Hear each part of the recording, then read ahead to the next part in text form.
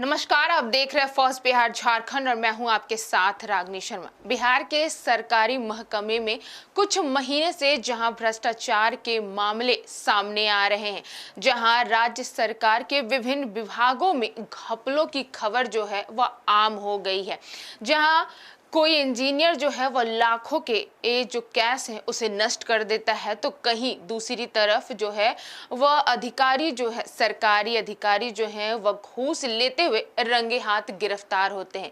जहां भ्रष्टाचार के मामले जो हैं वह लगातार सामने आ रहे हैं, तो वहीं इसी कड़ी में एक बार फिर एक नया मामला उजागर हुआ है। हम आपको बता दें कि इस बार भ्रष्टाचार से जुड़ा यह मामला भवन निर्माण विभाग का है। जी हाँ, जहां किशनगंज जिले के मामला उजागर हुआ है। इतना ही नहीं, जहां लगातार बिहार में भ्रष्टाचार के जो मामले हैं वह सामने आ रहे हैं, अलग अलग विभागों में अधिकारी जो हैं वह अपने कारनामे से बाज नहीं आ रहे हैं। आए दिन अलग अलग विभागों में भ्रष्टाचार को लेकर मामले सामने आते हैं, तो वहीं एक बार फिर से एक नया मामला सामने आया है जो कि खगड़िया से है, जहां किशनगंज जिले के खगड़िया क्षेत्र में सरकारी ऑफिसर क्वार्टर की 4 दीवारी सहित अन्य निर्माण कार्य में करीब 1 साल पहले बिना किसी टेंडर का पूरा मामला किया गया। आपको बता दें कि अब चौंकाने वाली बात यह है कि उसी काम का टेंडर जो है वह 4 दिन पहले जारी किया गया है। आपने सही सुना, जहां 1 साल पहले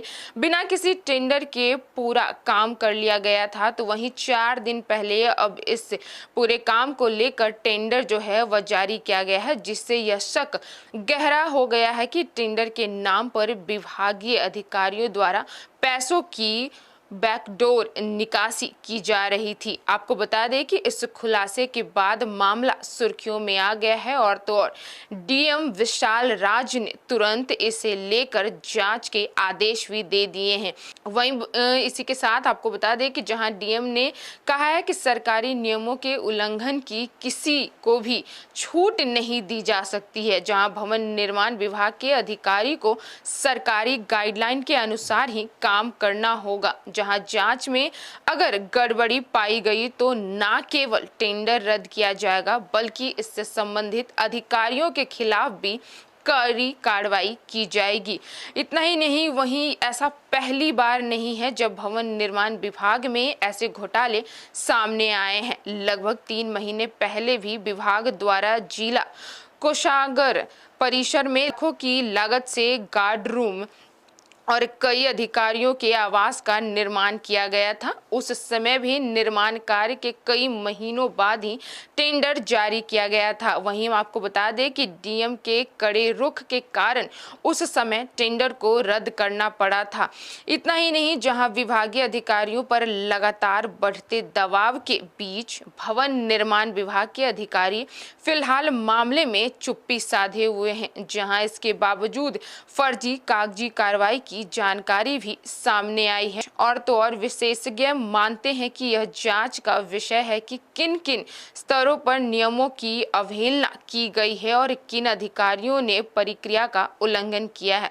जहां भवन निर्माण विभाग के कार्यपालक अभियंता पंकज सिंह ने स्पष्ट किया है कि मामले में नियमानुसार कार्रवाई की जाएगी। और तो और उन्होंने कहा है कि टेंडर की प्रक्रिया पूरी करने के बाद ही निर्माण कार्य शुरू किया जाएगा। और इसी के साथ आपको बता दें कि अगर कार्य पूरा होने के बाद टेंडर जारी किया गया है तो जांच कर आवश्यक कार्रवाई भी की जा रही है, जिनमें टेंडर रद्द करने और नियमों का उल्लंघन करने वाले अधिकारियों के खिलाफ सख्त कदम उठाने की संभावना भी जताई जा रही है। जहां इस मामले ने राज्य सरकार की पारदर्शिता और तो और सरकारी नियमों के पालन को लेकर सवाल खड़े कर दिए हैं। जहां भवन निर्माण के लिए यह समय चुनौतीपूर्ण है, क्योंकि नियमों का पालन सुनिश्चित करना अब केवल कागजी कार्रवाई नहीं बल्कि विश्वास की परीक्षा भी बन चुका है। तो जहां आए दिन बिहार में भ्रष्टाचार के मामले सामने आते हैं, जितने भी सरकारी अफसर हैं वो अपनी हरकतों से बाज नहीं आ रहे हैं। आए दिन रंगे हाथों घूस लेते हुए सामने आते हैं। जहां निगरानी विभाग जो है वो भ्रष्टाचार के खिलाफ एक्टिव नजर आती है, तो वहीं एक बार फिर से नया मामला जो है वो उजागर हुआ है, जहां भवन निर्माण विभाग में बड़े पैमाने पर घोटाला किया गया है। वहीं अब इस पूरे मामले को लेकर कार्रवाई भी जारी कर दी गई है, जहां यह बताया जा रहा है कि अगर गड़बड़ी पाई गई तो किसी भी अधिकारी को बख्शा नहीं जाएगा। बहरहाल इस खबर में इतना ही। आगे की खबरों के लिए देखते रहें first Bihar Jharkhand. Panorama group, जो सोचता है वो करता है। ये लो मुंह मीठा करो, आज मैंने अपना जॉब छोड़ दिया। अब हम पूर्णिया वापस जाएंगे। जॉब छोड़ दिया है? मतलब ये घर कैसे चलेगा? हम करेंगे क्या? और माँ बाबूजी क्या बोलेंगे?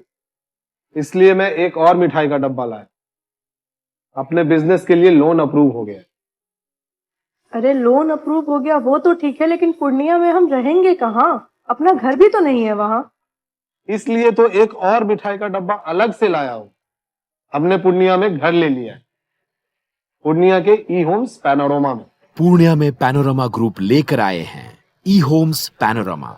बड़ा घर, आलीशान जिंदगी और अत्याधुनिक सुविधाओं के संग। अरे अब क्यों मुंह मीठा करवा रही हो? क्योंकि हम घर वापसी जो कर रहे हैं। घर वापसी की खुशी पूर्णिया में ई होम्स पैनोरमा के संग। E homes panorama, luxurious lifestyle redefined.